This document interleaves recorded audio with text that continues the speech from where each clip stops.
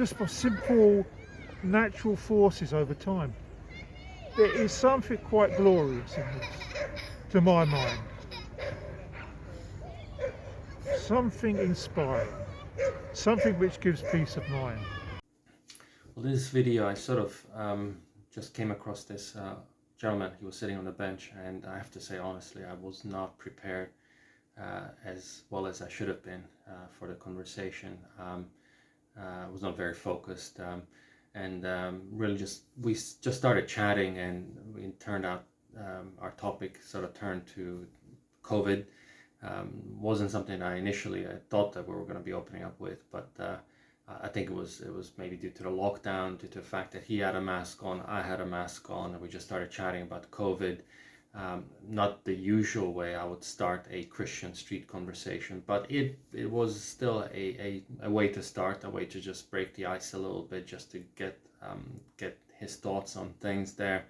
And I've tried, but I guess the problem for me was, how do I go from that position? How do I go from that topic about COVID to matters of Christianity, matters of spirituality? And so I guess you can see how I tried to do that in that conversation. Usually I would try to be a little bit more direct, a little bit more upfront. What is it that I'm asking about? What is it that I'm talking to them about, so that there's no doubt, and I don't want to pull any surprises in my conversation, so people don't have one idea of going to a conversation and I just start pulling the rug underneath them and talking to them about religion. That is usually not what I try to do, but it just turns out that this conversation exactly went like that, and so it's a bit of an exception to how it usually sort of go through. But still, I think I got it there eventually. Unfortunately, never got to a topic of the gospel of Christian message. Truly, I think we got to the part about God and the existence of God. So it wasn't really a Christian street conversation. In the end, it was more of a deistic street conversation. But I thought it was quite interesting. Nevertheless, I think you will see a couple of things that come up in this conversation, which I thought were quite interesting, some of the answers and how this gentleman approached them. So have a look and let me know what you think.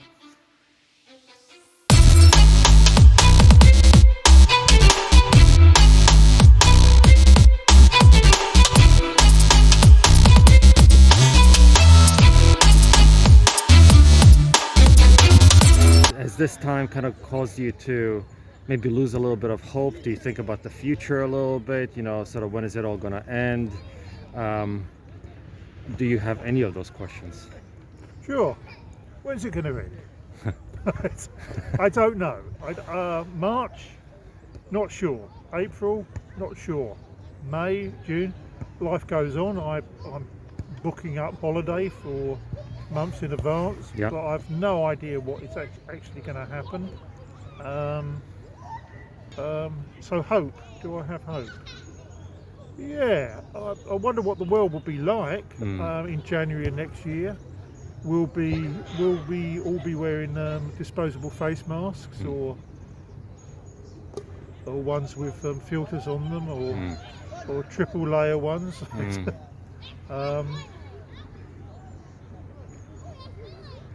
It's hard to really say. I think on the channel we'd like to get a little bit more sort of, I guess let's call it philosophical, with so talk about hope, right? So what ends up giving us hope, right? So are things like these, the COVID or the events in the world that we kind of shake our foundations and ask us, okay, where does the source of our hope come from? And what is the foundation on which we stand? Some people would say that that's religion for them. Some people would say, well, that's for some people, but not for me, right? If I were to ask you, sort of what ultimately ends up giving you hope, what sort of would you look forward to in the future, and how what kind of? Well, it's an ongoing thing. It's an ongoing thing to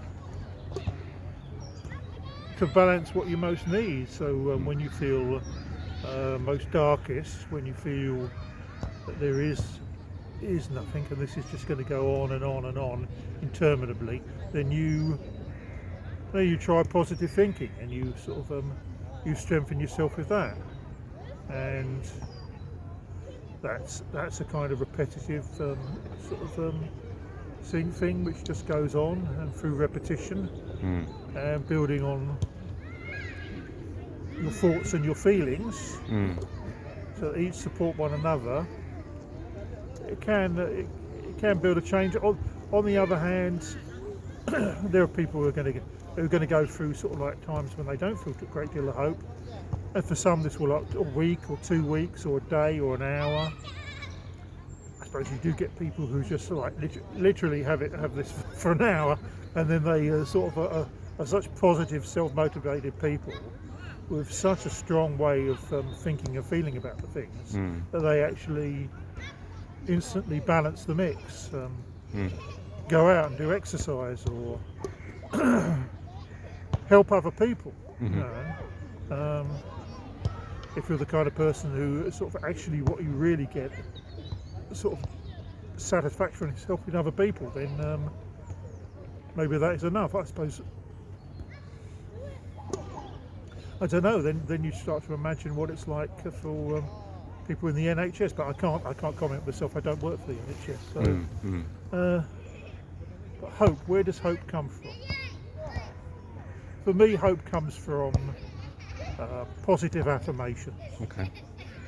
Spoken repeatedly, and it also starts from sort of the baseline, which is I am thinking more and more positive thoughts. I am more and more feeling powerful feelings, and from that I'm using my imagination to strengthen myself and empower myself, and from that I'm thinking new affirmations, which apply to each day. So that seems to be what I do. Yeah, no, I would say it certainly helps to think things positively. I think it's been even proven, psychologically and medically, that the way we think, the attitudes we have, tend to certainly affect the physical aspect of our bodies and our health. So, for example, my sister, she's in the medical field, and they often do recommend people to look after people's mental state as much as they do look after their bodies. One works very much together with the other, and people who are depressed, even some of the medicines that are known to work will not work on them, because they just don't have that disposition towards, their mind is not kind of working together with their body. Yeah, it's not just a chemical thing. Exactly. There's the two things going on: the chemical thing and the repetitive thoughts. Correct. Yeah. But I would say that the third thing for me personally, we talked about the power of the positive thinking, that we talked about sort of the health of the body. But for me, I often found when I speak like this with people that there's a spiritual aspect to things as well, where they believe, okay, so I can think about positively, but there are times in my life where, I have to sort of say, look, what's going to happen after I die, right? And is there something after? What is the life like going to be after death? And is there someone or something over this entire world who's kind of in control here, right? Because I think people sometimes, when they're left to their own devices, they can sort of maybe get exhausted by sort of just trying to look after themselves, if they don't think that there's someone or some sort of larger meaning to this life. And that's where the spiritual angle comes into play for a lot of people. And so for me, that's certainly been my faith, and that's what I sort of certainly knowing that there is someone that I believe in, that someone who is in control of everything that's going, even this virus, the suffering that I'm going through, I can put the trust in that God, right?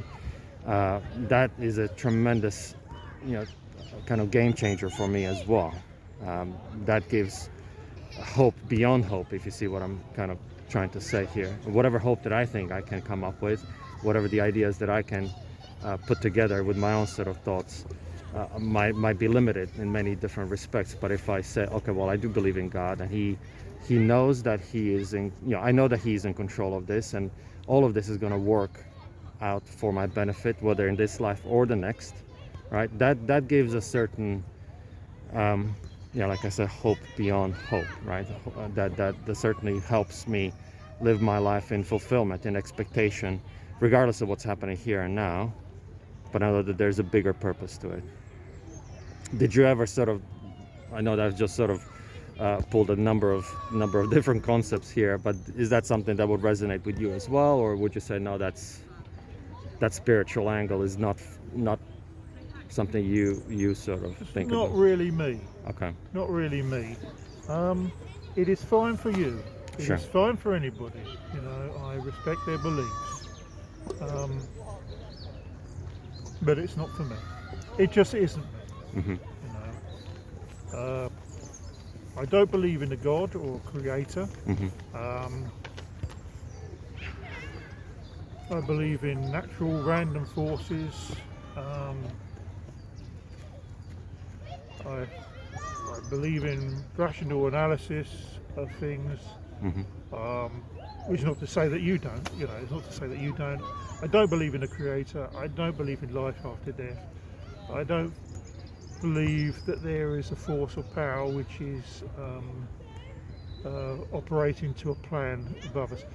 I should imagine it's a very good thought for Hmm. people to come into any situation and sort of to be able to feel, actually this is a test which Sure. I must rise to, or a challenge, and those are good things, but that's just not me. It's Got not it. me. Yeah. And you say you kind of looked at it from a rational perspective. Did you kind of sort of say to yourself, from everything all the evidence that you can see, everything that you've experienced, that's the position you come to? What I guess asking is how much have you sort of looked into these things? Well,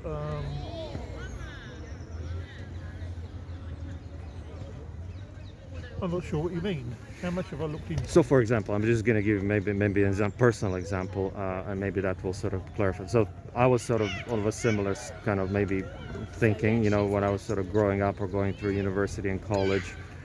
I kind of said, look, what we see around us, we can kind of explain rationally, or we have some explanation around sort of random chance mutation. We don't need there's not a need for a creator. But later on, when I did try to, and I grew up, I have a scientific degree, right? And I try to look into a little bit deeper into such things and realize that things like DNA, the existence of DNA, things like even the existence of life itself versus the non-life, and the incredible complexity that life, even the single cell organism, points and presents the challenge to the science to even try to explain the creation or the existence of a single cell organism. There are no scientific theories, frankly, that would even come close to explaining the existence of life, let alone the existence of a complicated, intelligent life, such as we see in human beings. The science utterly fails. They have some theories which are not even beginning to get to that level. And that is what really convinced me.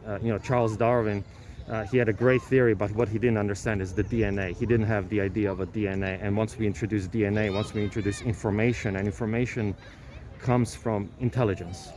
The point of the information, it does not, instructional information does not exist apart from intelligence to give the instruction. And so that is really what started questioning, okay, did I get it wrong?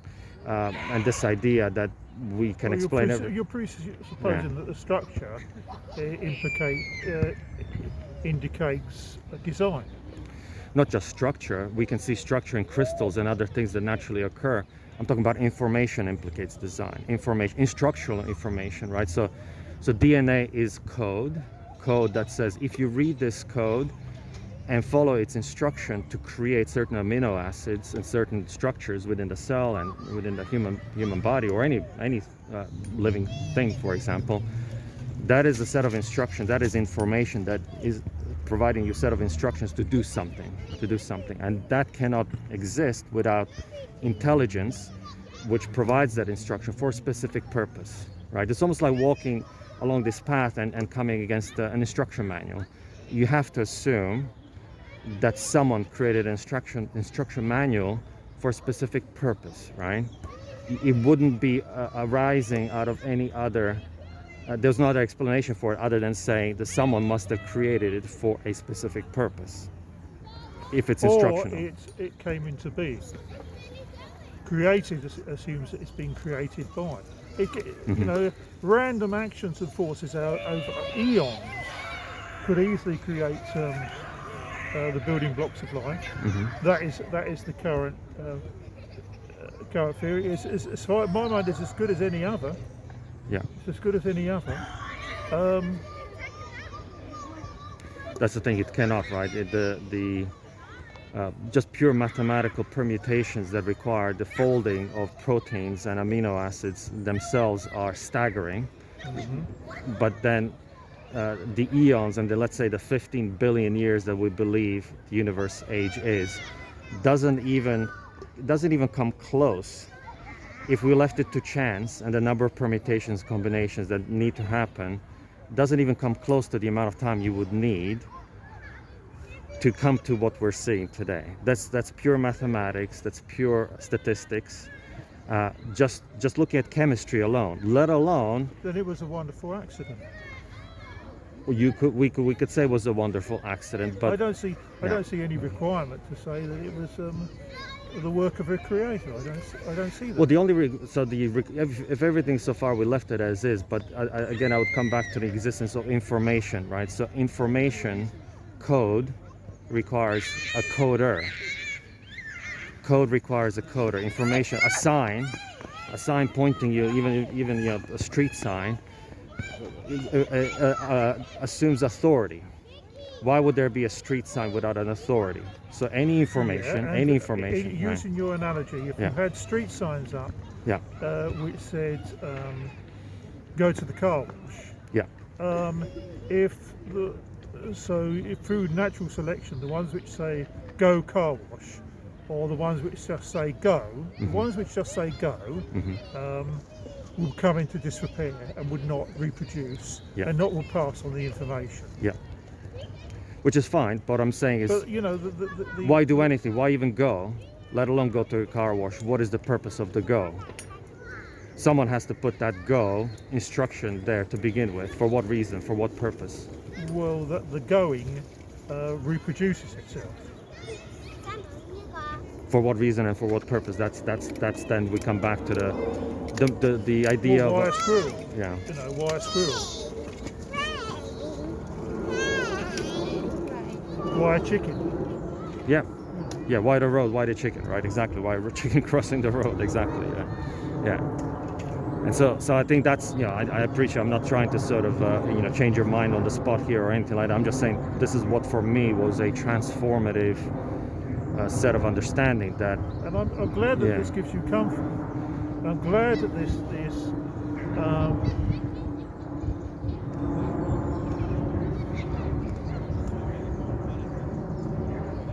and that's only your point of view, as is mine. My point of view.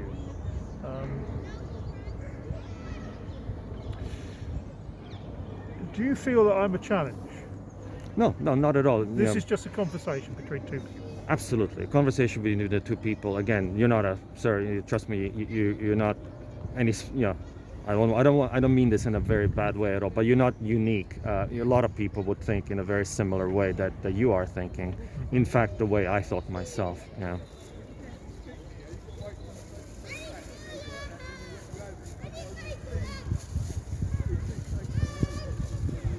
Well, I can only say that random chance over eons of time and factors that we do not understand or know about, possibly within the mix, but random chance. As for the encoding of DNA,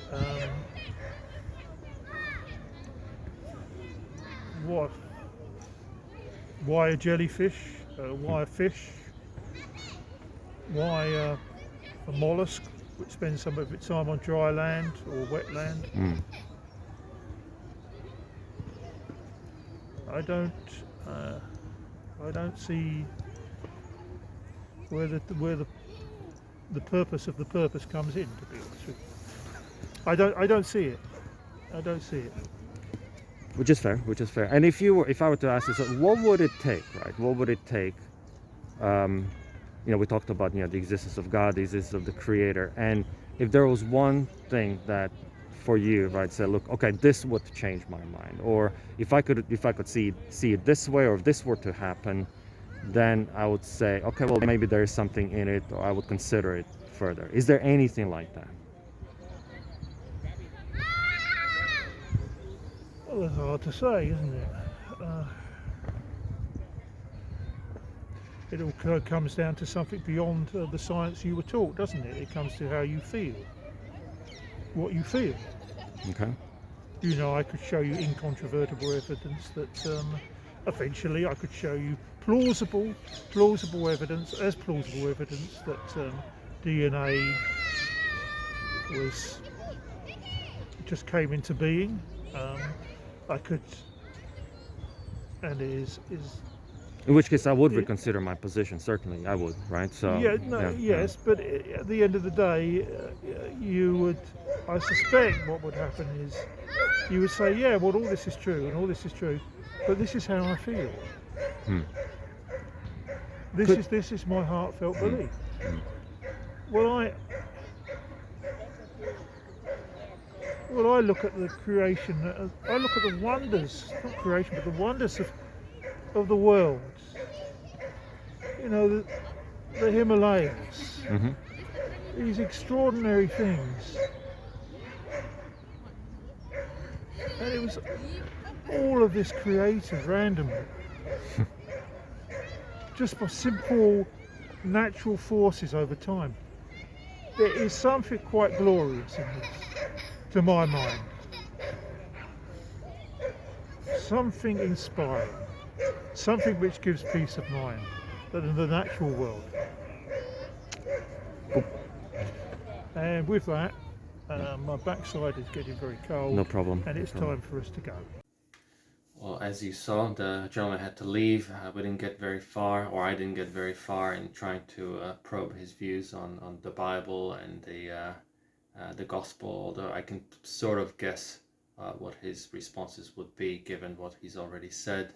He doesn't feel any need for spirituality. He doesn't have that gap in his heart, although I would question that if I had a bit more time, and if he was a little bit more comfortable to stay there and chat with me for a few more minutes. I think I would question him a little bit more on that aspect. I don't think anyone can get that far in their life without wondering where this wonder comes from, and what else is there beyond what we can measure, beyond what we can see, touch, feel. What is there behind it all? So do continue to pray for him. I also feel pretty bad that I sort of tarried getting to the gospel. I sort of wasn't very focused, and so I do pray that I would take the conversations better, a little bit quicker next time around, especially if I can see that the people I'm speaking with cannot maybe hold the conversation with me for so long. But do pray for this gentleman, that he would wonder, that he would question what he's been taught, that he would question the certainty of the things that he's been taught to believe, and that the God, his creator, would not let him go. Thank you.